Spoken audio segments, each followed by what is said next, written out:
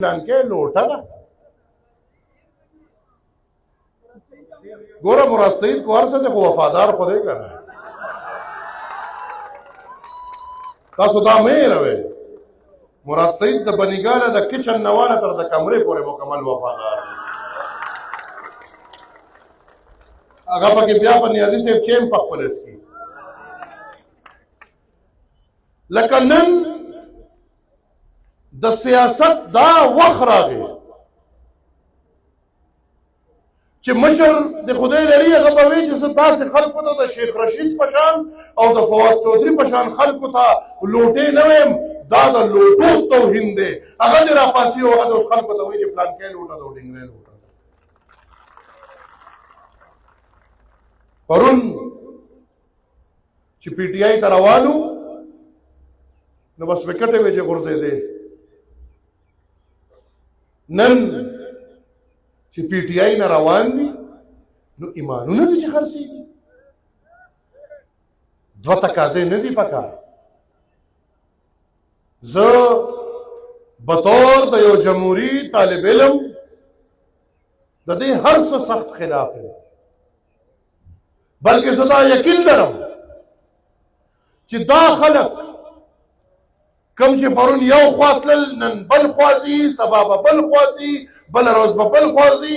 تاسو وګورئ ګورئ عوامي نیشنل پارټۍ یو ممبر او یو رکن سره هم داسې خبرې نه دي کړې چې راځه ما سره شامل شو. ځکه چې دا هغه خلک دي چا چې د پاکستان سیاست ګنده کړی دی. د پرویز خټک په شان خلک دا هغه خلک دي چا چې د پاکستان جمهوریت لا ټول عمر په ملا کې چاقو منډلې دی او ریاست یې محدود کړی دی. د دې مخنیوی پکار دی. د جمهوریت دپاره لارې کولاول پکار دي، د عهدو دپاره نه. نن حکومت زه نه پوهېږم چې دې په کوم مخ خلکو ته وایي چې راشئ ماله. او زه به حیران یم په ویشتم دغې پښتنو ته چې دوی به کومه سرمن په مخه اچوي او د کپتان د جلسې له به ځي. دوی چې سودا کوي د مور پلار مخونو ته نه ګوري. یا ما اورېدلي دي وی اوس نور په هغې پاټۍ کې ټول هغه پاتې دي چې خرچه یې خپله نه ده، د هغې خرچه به بلي.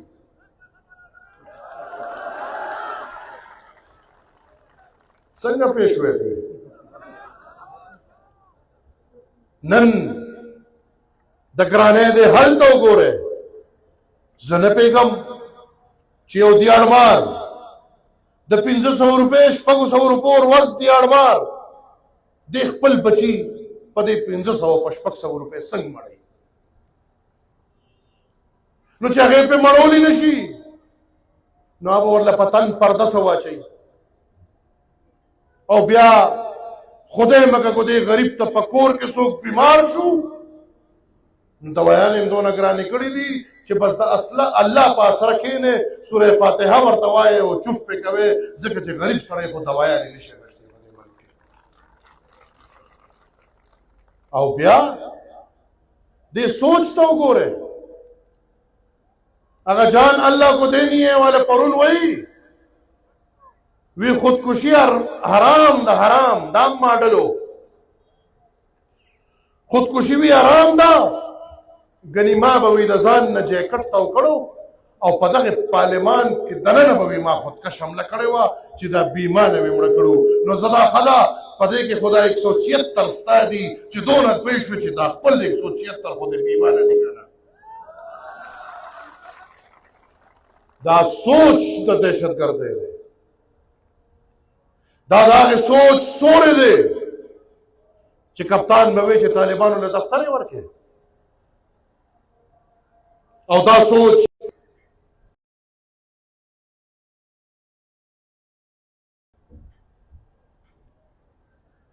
تاسو به دونه اوبه نه څکو روټۍ به نه خورو لکه څونه چې دی دروغ وایي. او چې سخته پرې راله نو نن خوار و زار به پښتو کې وایي خوار و زار به وي د دوو ښځو خاوند. نن چې د چا نه ښځې تښتي هغه وایي ګورئ تاسو بچو له به څوک ښځې نه ورکوي.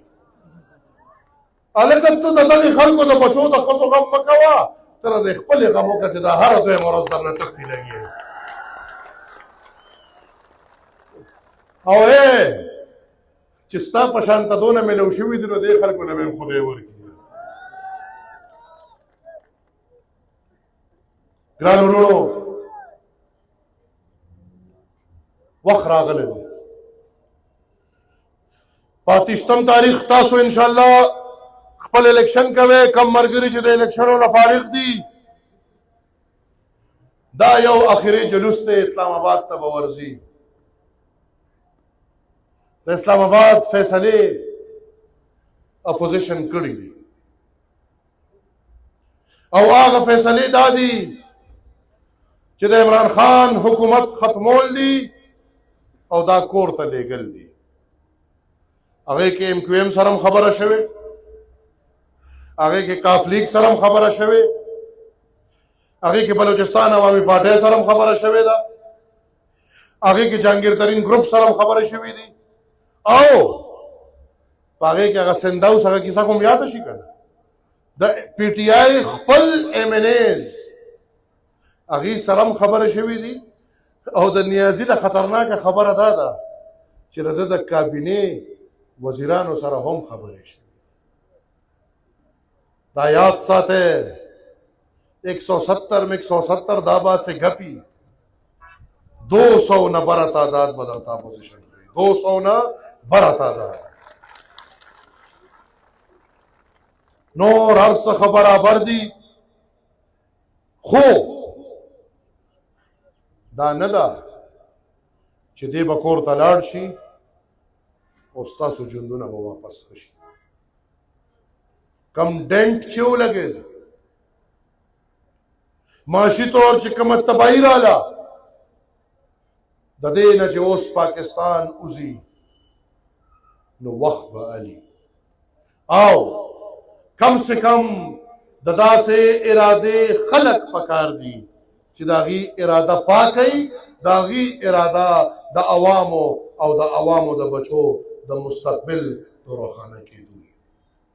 ګران وروڼو، زموږ سیاست پخوام ننم او سبام ستاسو د حق سیاست دی. زه هر ځای کې چغې وایم چې د پښتنو په خاوره سیاست د اسلام او د کفر جنګ نه دی.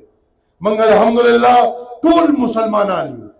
چې موږ ټول مسلمانان یو نو بیا په موږ کې د کفر جنګ د کومه راغلی؟ موږ کې د پاکستان د وفادارۍ او د بې وفایۍ جنګ هم نشته. ځکه چې یقین وکړئ تاسو یې ګواه یې، د قریش کاکا په شان سپینګیري ګواه دي چې زما پلار نیکه او تر نیکه د دې پاکستان د ترقۍ لپاره څونه محنت او کوشش او قربانۍ ورکړي دي. زمون غدارۍ هغه سرټیفیکیټ زمون قبول دي او وفادارو پاکستان تباہ او برباد کړی. دلته جنگ د حق دی، جنگ د وسایلو دی. هغه نه خپل کړی نو زما بچي ښه دروز نشي. په کومه ورځ چې موږ په خپلو وسایلو اختیار خپل کړو، یاد ساتئ پښتنو ستاسو بچي به د دې دنیا مترقي قومونو سره ډغرې او مقابلې وي. سیاست د دې دنیا شیز دی، په دې کې د څوک ځان له جنت او دوزخ نه لټوي. هغه په کردار دی، هغه په فریضو دی. د مور او پلار خدمت وکړئ، خپل ورونو خویندو سره مینې وکړئ، د لونو خویندو حقونه ورکړئ، خپلو ګاونډیانو سره ښه اخلاق وساتئ، خپلې فریضې د الله په لار برابر کړئ، انسانیت ځان کې پیدا کړئ، مننګي ځان کې پیدا کړئ، ځان د خپل رسول پشان د مینې نمبردار وګرځوئ. جنت په دغه شیزونو کې دی. د ټیکټ یا د ووټ پرچه کې جنت او دوزخ نشته. دا ستاسو د قام اختیار د راروان 4 او 5 کالو لپاره تاسو ورکوئ. لہذا سوچ وکړئ زه کوشش کوم چې زه خپلې خبرې راغونډې کړم سوچ وکړئ په دې آیا ستاسو د ووټ حقدار عمده ستاسو ملنګ ورور عمده مسافر خان دی او که نه دی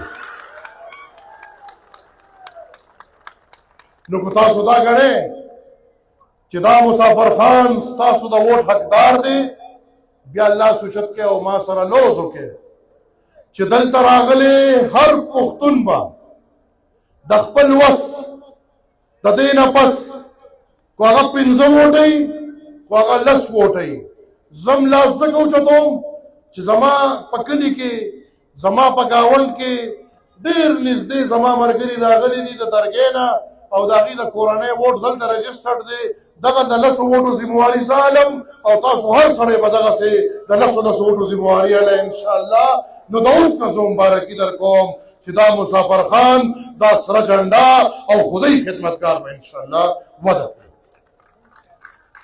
زه ګرانو وروڼو یو وارې بیا د ټولو مشکور یم زه د ټولو مشکور یم راغلی د ټولو مشرانو د ټولو همزولو د خپلو وروڼو د خپلو سپینګیرو په دې ګرمه ګرمۍ کې په دې غرمه کې تاسو زما غیر سنجیده به ورته زه ویم یو څو خبرو ته کېناستی زه ستاسو مشکور یم په ماتو کوټ الفاظو تاسو نه اجازت غواړم زه د خپل د ضلع د صدر صاحب او د هغې د کابینې مشکور یم زه مبارکباد ورکوم خپل رور ارشاد لا او د درګۍ هر د عوامي نشنل پارټۍ ورکر لا مبارکباد ورکوم په دې کامیاب پروګرام د میډیا د ملګرو مشکور یم د پی ایس ایف د ملګرو مشکور یم د سالارانو مشکور یم او څنګه لاسونه چې مپړکولي دي خو داد به ورکوئ د هر څه نه زیات خپل د ملکن دې لیویز نه د چا په وجه چې زموږ جرګې ډېر په منظم طریقې کېږي داد ورکوئ دې لیویز وجه ده او زه د لیویز والا د پښتنو دپاره به دا اواز هم اوچتوم چې د دې هغه پیکیجز د پولیس سره د دې نوکري یو شان کېدل هغه وکړې زر تر زره وکړې او که تاسو یې نه کوئ نو زما خو پښتانه وروڼه دي زما چې وخت راشي انشاءالله د هر چا نه مخکې به درله اول دغه کار سموم بیا به انشاءالله نور ګورو ډېره مهرباني والسلام